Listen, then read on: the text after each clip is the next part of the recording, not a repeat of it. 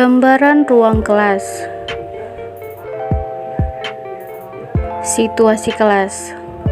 Brian Jazz menyatakan dengan tegas bahwa sekolah dan kelas adalah komunikasi para siswa yang dibawa bersama untuk mengeksplorasi dunia dan belajar bagaimana mengemudikan secara produktif.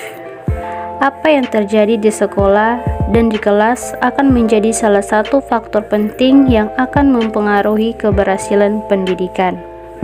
Ketika siswa di suatu sekolah berteriak kegirangan saat dewa guru sedang sibuk rapat, atau guru tidak masuk sekolah dengan berbagai sebab, maka sudah dapat dipastikan bahwa letak kekeliruannya ada pada sistem yang terjadi di sekolah dan ruang kelas, bukan pada siswanya yang dikatakan bandel atau tidak mau belajar. Sebaliknya, jika para siswa yang ketika dijemput orang tuanya masih tidak mau pulang karena masih mau berada di sekolah, maka sudah dapat dipastikan bahwa sekolah dan kelas telah menjadi tempat yang menyenangkan bagi mereka. Dua contoh fenomena sekolah dan kelas tersebut menjadi catatan penting yang terekam dalam fenomena sekolah dan ruang kelas. Bagaimana rekaman yang terjadi dalam sekolah dan ruang kelas tersebut amat ditentukan oleh apa yang dilakukan oleh para guru dan siswanya, serta personil tenaga kependidikan yang ada. Dalam hal ini adalah guru dan tenaga pendidikan yang terlibat di dalam kelas ataupun sekolah. Meluruskan makna bermain. Ada kekeliruan yang menyesatkan tentang makna bermain, baik menurut pemahaman orang tua, guru, maupun kebanyakan anggota masyarakat lainnya. Awas, jangan bermain terus. Ayo belajar.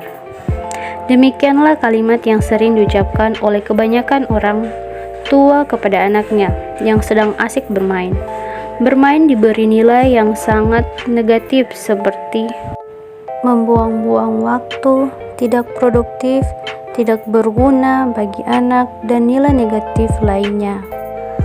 Padahal di dalam bermain terdapat nilai-nilai pendidikan seperti metode kepanduan. Justru materi pembelajaran yang akan diberikan harus dibungkus dalam kegiatan bermain. Dalam sistem pendidikan taman kanak-kanak berlaku model permainan seraya belajar. Dengan metode bermain peran atau role playing, guru justru mengajak bermain tentang norma-norma sosial dan berusaha membentuk dalam kehidupan sehari-hari anak didik. Aktivitas guru dan siswa di kelas.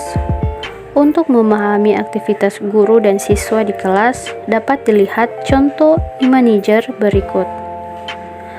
Dilukiskan kinerja guru di suatu SD. Anta berantah, sang guru masih sibuk ngobrol bersama kolegen entah tentang apa di ruang guru.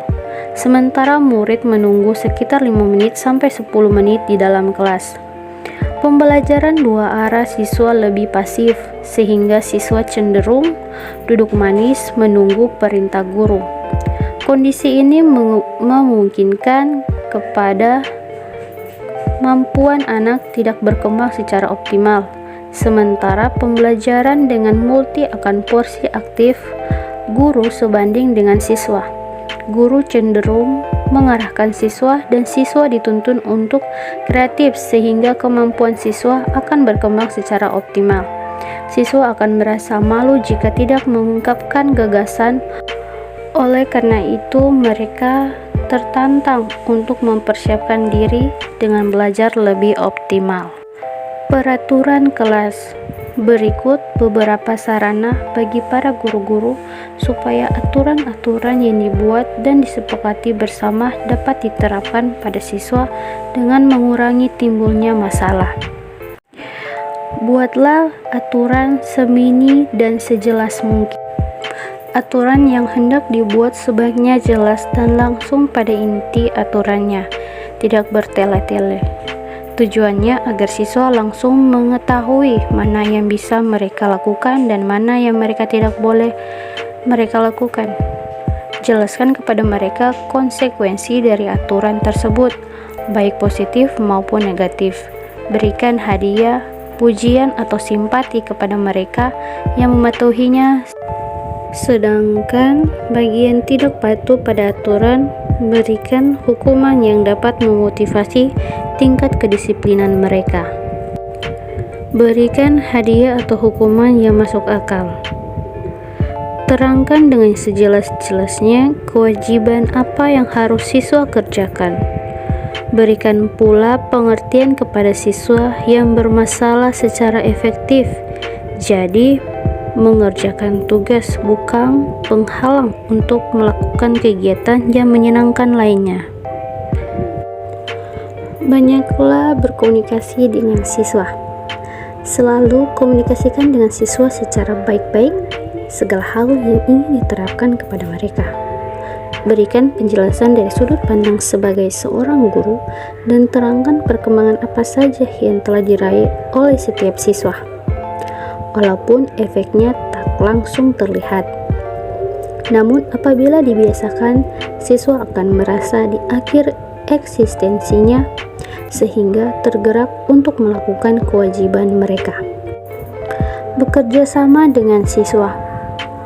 Walaupun aturan sudah dibuat oleh guru dan siswa harus melaksanakannya, bukan berarti mereka tidak dapat diajak bekerja sama. Berikan kepada mereka secara rutin jadwal pembelajaran, lembaran tugas harian, dan daftar aturan serta konsekuensinya. Bantuan ini dapat dijadikan referensi bagi siswa untuk melakukan kewajiban dengan baik sesuai jadwal yang telah disepakati bersama. Bersikap dan berpikir positif. Sekeras apapun disiplin yang dibuat, tidak berarti disiplin berupa pemaksaan atau kekerasan kepada siswa. Berikan kepada mereka berbagai pilihan. Jadikan hal tersebut topik dari segala komunikasi dengan siswa. Pada siswa yang selalu terlambat mengerjakan tugas, misalnya, beri pilihan untuk berusaha lebih keras lagi atau akan kehilangan jatah waktu untuk istirahatnya. Biasanya pendekatan ini akan membuat siswa menjadi memiliki motivasi sendiri secara internal maupun eksternal. Pendekatan kepada siswa yang bermasalah. Apabila ingin memberikan pengertian kepada siswa yang sering lalai atau bermasalah, gunakan pendekatan yang tidak mencolok perhatian siswa lainnya. Apabila tidak dapat berbicara langsung pada ruangan tersendiri, alihkan perhatian siswa lainnya dengan memberikan pekerjaan ringan. Ajaklah berdiskusi karena mungkin faktor kelalaian mereka bisa berupa stres atau tekanan akademis yang terlalu berat. Bisa juga karena mereka memiliki energi yang berlebihan sehingga susah untuk berkonsentrasi cukup lama pada satu mata pelajaran. Bantulah mereka untuk mengatasi masalah tersebut dan jangan memalukan siswa di depan teman-teman sekelasnya. Interaksi energetik guru dan siswa di kelas. Untuk memotivasi belajar siswa, guru harus selalu inovatif dalam mengadopsi metode-metode terbaru pembelajaran. Ia pun harus menetapkan siswanya sebagai pusat pembelajaran. Artinya, sejauh mana materi disampaikan bukan tergantung guru dan kurikulumnya, tetapi tergantung kepada kesiapan belajar siswanya. Kreativitas siswa dibangun melalui diskusi kelompok, seminar, diskusi panel, kunjungan lapangan, permainan perang, dan lain-lain. Menurut Albert Einstein, ini adalah seni tertinggi guru untuk membangkitkan kegembiraan yang ekspresif, menebarkan kreativitas, dan memperoleh pengetahuan. Sehingga sekolah akan menjadi platform yang tepat untuk memenuhi tujuan pendidikan. Jika hubungan antara siswa dan guru dipelihara dengan baik, guru adalah teman, filsuf, dan sosok panduan bagi siswa. Seorang guru adalah motivator terbaik, seorang pencinta dan pengisi kekuatan. murid-murid terinspirasi oleh kapten mereka, yaitu guru. Peran guru adalah untuk tidak mengkritik dia karena kenakalannya, tetapi untuk memuji salah satu kualitas yang baik dalam dirinya, sekaligus memberikan inspirasi. Sistem memuji salah satu kualitas pada diri anak didik akan menumbuhkan percaya diri. Siswa mulai merasa dirinya layak dan berharga karena tidak semua siswa memiliki kemampuan akademik yang sama. Mereka memiliki tujuan alami dan kecenderungan bakat dan minat yang dibawanya sejak lahir. Seorang guru harus mampu mengidentifikasi bakat dan kemampuan alami sehingga ia dapat mengetahui siapa dirinya dan memotivasi siswa itu untuk bisa maju dalam wilayah bakat dan hobinya itu. Ada senyum di dalam kelas. Senyum memainkan peran yang sangat penting, tidak hanya dalam lingkungan sekolah, tetapi juga dalam kehidupan masyarakat pada umumnya. Senyum adalah ekspresi cinta. Senyum adalah kekuatan dan kekuasaan seseorang. Seseorang juga harus menjadikan senyum sebagai bagian dari instrumen kegiatan belajar mengajar. Seorang guru menyentuh hati para siswa melalui daya tarik senyum. Senyum yang tulus menciptakan percaya diri dan kedamaian para siswa. Perkembangan kemajuan siswa terhadap mata pelajarannya terjadi ketika mereka mulai menyukai dan mencintai gurunya. Guru dan siswa dituntut untuk menjadi seorang teman bagi para siswa. Persahabatan dapat membantu guru untuk lebih memahami orang anak. Sebagai teladan, seorang guru dapat memotivasi siswanya untuk lebih banyak membaca buku.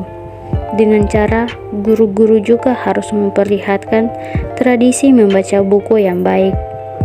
Hal yang berbeda bisa terjadi jika guru hanya sekedar menyuruh tanpa memberi teladan. Buku adalah sumber energi dan motivasi. Guru harus menjadi pembaca intensif buku-buku perpustakaan, majalah, dan mengumpulkan pengetahuan untuk mengilhami anak-anak dengan menceritakan dan mengajarkan hal-hal baru. Guru dapat membuat perpustakaan kecil sendiri di dalam kelasnya. Guru yang dapat membimbing mereka untuk mencapai aktualisasi tingkat tertinggi dari kreativitasnya. Mengenali kepribadian unik para siswa dan mendorong agar senantiasa tumbuh adalah tugas pedagogi seorang guru yang amat penting.